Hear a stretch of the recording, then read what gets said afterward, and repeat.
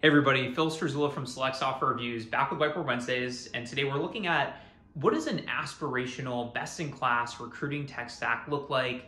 If you're only part of the way there, don't worry about it. This is really meant to inspire you to figure out what are the pieces that we might want to look at when we're starting to iterate on what we've already have. So I've organized this from top of funnel down through offer acceptance. So these are people out there in the universe that don't even really know about your company yet, all the way down through accepting a job offer. And we're just gonna kind of rip through this stuff and look at what is a best-in-class company doing. So employer branding is our first topic here.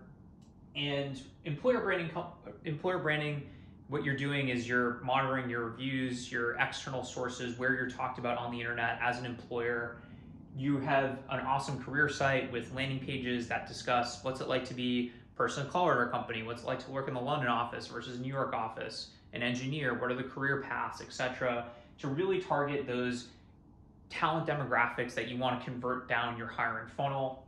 You've got talent communities for the people who aren't ready to apply yet into your ATS so that you can nurture those over time, build a relationship, and get them into your hiring funnel eventually. You're doing things like PR, social media, so that you can better communicate with this talent that doesn't really know about your brand, maybe is more passive candidates, etc.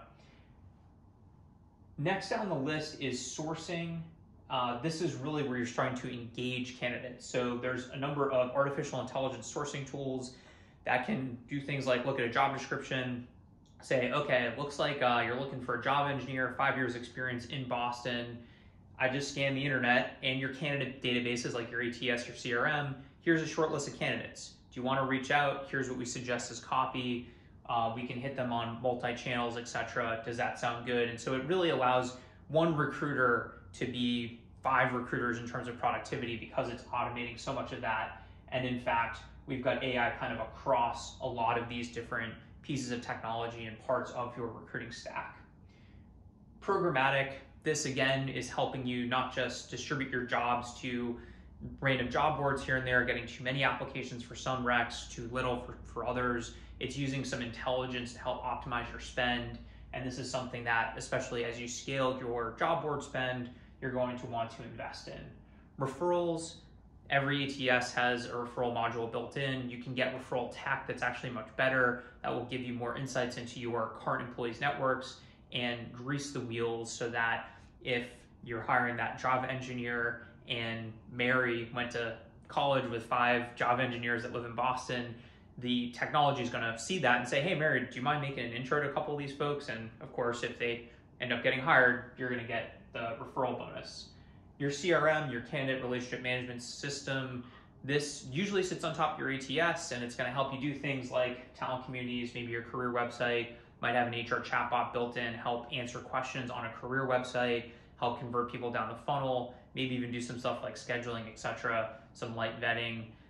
CRM is definitely a best-in-class technology, but again, you've got to get to a certain level of scale as well as sophistication before you start implementing something like that. Definitely a next-generation technology. I put RPO in here. Obviously, RPO is not a technology. However, there are tech-enabled RPOs now where if you need to scale up your sourcing in a given area, you can easily contract with one of these folks, and they work a lot like the AI sourcing tools. In fact, they're almost interchangeable in some ways. Some of these AI sourcing tools actually are more like RPOs on the back end where they have humans doing the work versus just straight technology. But it's definitely something to keep in here when you're thinking about your recruiting technology stack. Databases, a lot of the best-in-class companies are looking at their existing database, their ATS, their CRM, to understand, hey, who have we interviewed in the past that maybe was a silver medalist, or maybe didn't have the experience, but that was 2 years ago, but really like them. How do we re-engage those people? They should be in your talent community in the first place. They should be kind of getting information about your culture, your company, your open roles. And then we want to activate those people at the right time. And again, that's many times where something like AI can come into play, or an HR chatbot, and it can scan millions of records that you have that are relevant to the rec you're trying to recruit for right now. There's text recruiting, and then of course, you've got to look at niche job boards. Niche job boards are great for hiring very specific talent demographics like nurses or truck drivers or veterans, getting into the DEI type stuff there as well. Let's look at vetting candidates. So there's all sorts of different technologies to vet skills, behaviors, tech skills. The vetting technology is getting better and better. It's using some artificial intelligence as well to understand what's a good score versus a bad score, especially on unstructured interviews. You can pair that with something like a video interview platform, of course, which has become, wildly popular throughout the pandemic. There's also virtual hiring tools like virtual career fairs where you can host an event in, the internet, and you can invite people to this event and you can vet them in mass. So it's a great way to source people as well as vet them very quickly and sell them. There's hourly vetting. Hey, can you lift 50 pounds? Can you work Saturdays? Are you authorized to work in the US?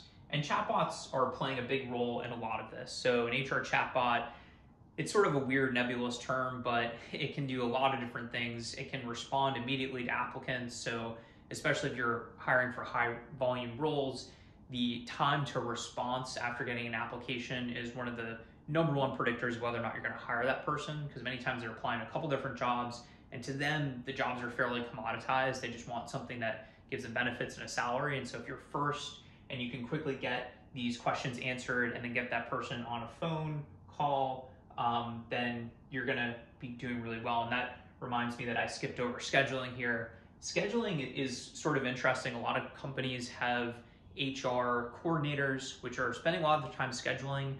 A bot can actually do scheduling usually much better. They can keep up to date on whose calendars are changing. They can say, oh, okay, for this role, we need somebody with this skill set, this title, etc., to be in the interview process in these different stages. So you can program a lot of this stuff to automate your process. You can also do things like, hey, if we're interviewing a woman, we need a woman on the interview panel. This person is really bad at sussing out these skills. Okay, let's have them take this course. If you want to go deep, there's a couple of scheduling solutions that go super deep on this problem. But at the very least, getting a scheduling tool that helps you to just sort of schedule these phone screens and interviews is a really, really good idea.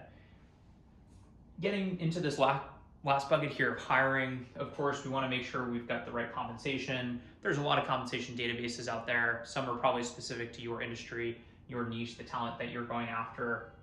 Offer letter, there are a couple of offer letter technologies. I haven't seen any that have a real wow factor. They're sort of putting a skin around a PDF. But I do think that this is such an important part of the process, and technology can help you to make sure that you're collecting feedback, which feeds into your employer brand and the copy that you're using when you reach out, when you do job descriptions, etc.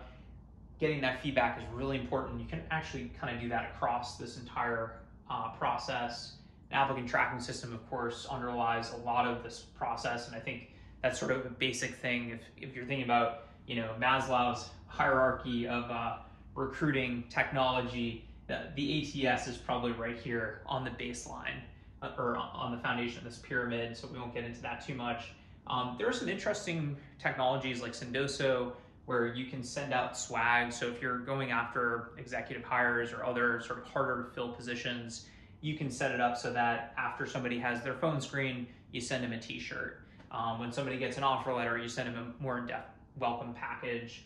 And of course, there's lots of little things, and this is why I think it's interesting to map out your entire candidate journey. There's so many different touch points that can be a pain in the neck for candidates and decrease the candidate experience. And that's why I actually put something like travel on here, travel reimbursement, not as relevant throughout, pandemic times, and maybe less relevant in the future as we become more adapt to Zoom.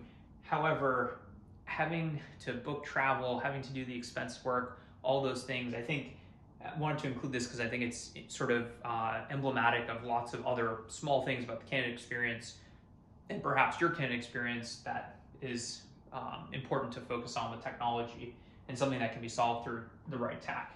And then I think just welcoming your new hires even before accepting an offer letter is really important. And so you can do something simple like through Slack. You can have an ATS integration with something like Sendoso or other technologies. email automation that allow your team to know, hey, we made an offer to this person, here's what we'd like you to do, and let's try to win them over and make them feel welcome. I think the last point here is that diversity, equity, inclusion is sort of melding into the DNA of all these different types of technology and all these different parts of the candidate life cycle, from, of course, employer branding, talking about ERGs, talking about what's it like to be a woman, person of color, etc. at our company, through sourcing for sure, vetting for sure, and hiring. Data as well. You can get data from every single part of this process, and you can really optimize what you're doing. So some of these tools like programmatic or some of the AI tools will help kind of take in data that they're seeing and change the way that you're doing things. So programmatic will say, hey, you only need 20 applicants for this type of role to make a hire, and you're getting 40 from this job board, so we're spending an extra $100. So let's decrease that automatically and let's put it somewhere else.